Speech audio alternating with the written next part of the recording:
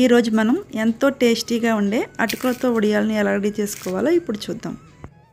ముందుగా మీరు ఒక బౌల్లో వాటర్ అనేది కొలిచి పెట్టుకోవాలి. ఒక కప్పు అటుకులు తీసుకుంటే 5 కప్స్ వాటర్ తీసుకోవాలి. ఇక్కడ నేను ఒక కప్పు సగ్గుబియ్యం తీసుకున్నాను. దాన్ని ఒక 2-3 గంటల ముందుగానే నానబెట్టి ఉంచుకున్నాను. అదేవిధంగా వేరొక బౌల్లో అటుకులు తీసుకుని వాటిని బాగా 2-3 సార్లు క్లీన్ చేసుకోవాలి. దీనిలో చాలా మురికి అనేది ఉంటుంది. 2-3 టైమ్స్ బాగా వాష్ చేసుకోండి. తర్వాత దీన్ని వాటర్తో నానబెట్టుకోవాలి. మనం ముందుగా కొలిచి ఉంచుకున్న వాటర్తోనే వీటిని సోక్ చేసుకోవడం కానీ గ్రైండ్ చేసుకోవడం కానీ చేయాలి. ఈ అటుకులలో 3 కప్స్ వాటర్ వేసుకోండి. దీన్ని ఒక 20 మినిట్స్ పక్కన ఉంచేయండి. 20 మినిట్స్ తర్వాత ఈ అటుకులు అనేవి బాగా నానిపోయి ఉంటాయండి.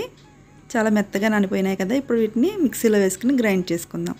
అలాగే సగ్గుబియ్యాన్ని కూడా నేను ముందుగానే నానబెట్టి ఉంచుకున్నాను కాబట్టి అవి కూడా మెత్తగా నానిపోయాయి. వీటిని మెత్తగా గ్రైండ్ చేసుకుందాం. సాల్ట్ అనేది కొంచెం తక్కువగానే వేసుకోవాలండి వడియాల్లో, లేదంటే ఉప్పు ఎక్కువ అయిపోతుంది. ముందుగా సగ్గుబియ్యాన్ని ఒకసారి గ్రైండ్ చేసుకుని ఆ తర్వాత అటుకులను కూడా గ్రైండ్ చేసుకోవాలి. నేను ఇక్కడ 3 కప్స్ అటుకులు తీసుకున్నాను కాబట్టి 3 కప్స్కి 15 కప్పుల వాటర్ అయితే పడుతుంది. నేను గ్రైండ్ చేసేటప్పుడు అలాగే అటుకులు నానబెట్టుకునేటప్పుడు కూడా ఇదే వాటర్ని తీసుకున్నాను. మీరు ముందుగానే మెజర్ చేసుకుని ఉంచుకోండి. ఈ రిమైనింగ్ వాటర్లో మనం గ్రైండ్ చేసుకుని ఈ పేస్ట్ని వేసుకుని బాగా కలుపుకుని ఈ పేస్ట్ అంతా బాగా కలిసిన తర్వాత దీన్ని స్టవ్ పై పెట్టుకుని ఒక 20 మినిట్స్ నుంచి 30 మినిట్స్ వరకు కుక్ చేసుకోవాలి. ఇది బాయిల్ అవ్వడానికి కొంచెం టైం పడుతుంది కాబట్టి ఫస్ట్ అయితే కొంచెం పెద్ద మంట పెట్టుకోండి. తర్వాత మాత్రం లో ఫ్లేమ్లోనే కలుపుతూ ఇలా కుక్ చేసుకోవాలి. కంటిన్యూస్గా కలుపుతూనే ఉడికించుకోవాలండి, లేదంటే అడుగునంతా మాడిపోతుంది. ఇప్పుడు దీనిలో ఒక టీ స్పూన్ వాము వేసుకుంటే చాలా టేస్టీగా ఉంటుంది. అదేవిధంగా 2 టేబుల్ స్పూన్స్ వరకు నువ్వులు వేసుకోండి. చాలా టేస్టీగా కమ్మగా ఉంటుంది, హెల్దీ కూడా. తర్వాత దీనిలో కొత్తిమీరని కూడా వేసుకుంటే బాగుంటుంది. మీరు వద్దు అనుకుంటే స్కిప్ చేయొచ్చు. దీనిలో మీరు కావాలంటే పచ్చిమిర్చి పేస్ట్ని కానీ లేదంటే ఇలా రెడ్ చిల్లీ ఫ్లేక్స్ని కానీ వేసుకోవచ్చు. నేనైతే దీన్ని కొంచెం చిక్కగానే ఉడికించుకుంటున్నానండి. వడియాలు అనేవి కొంచెం దలసరిగా వస్తేనే బాగుంటాయని చిక్కగా ఉడికిస్తున్నాను. మీకు వడియాలు కనుక పల్చగా ఇష్టమైతే ఇంకొంచెం ముందుగా స్టవ్ ఆఫ్ చేసుకోండి. దీన్ని ఒక 10 మినిట్స్ చల్లారనిచ్చి ఆ తర్వాత ఇలా వడియాలుగా వేసుకోండి. నేను ఇక్కడ ఒక సిల్క్ శారీపై వడియాలు పట్టుకుంటున్నాను. మీరు కావాలంటే కవర్ పైన కూడా పెట్టుకోవచ్చు. కవర్ పై పెట్టాలి అనుకుంటే మాత్రం బాగా చల్లారిన తర్వాత లైట్గా గోరువెచ్చగా ఉండగా మాత్రమే పెట్టుకోండి. ఇవి 2 డేస్కి డ్రై అయ్యాయండి.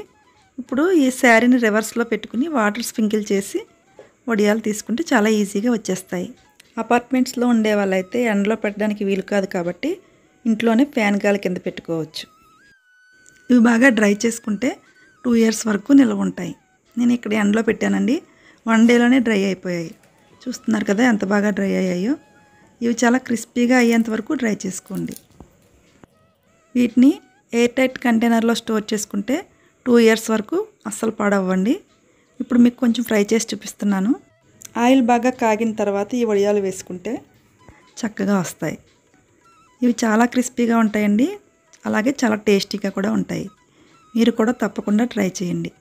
మీలో ఎవరైనా మా ఛానల్ మొదటిసారిగా చూస్తున్నట్లయితే ఇంకా సబ్స్క్రైబ్ చేయకపోతే వెంటనే సబ్స్క్రైబ్ చేసుకోండి. ఇందులో వాము అలాగే నువ్వులు వేసాం కదా. ఈ వడియాలు అనేవి చాలా టేస్టీగా కమ్మగా ఉంటాయండి. ఒకసారి తప్పనిసరిగా ట్రై చేయండి. ఇవి పిల్లలకే కాదండి, పెద్దవారికి కూడా బాగా నచ్చుతాయి. వీటిని స్నాక్స్లా తినొచ్చు, లేదంటే పప్పు రసం సాంబార్తో తిన్నా చాలా బాగుంటాయి. Thanks for watching this video.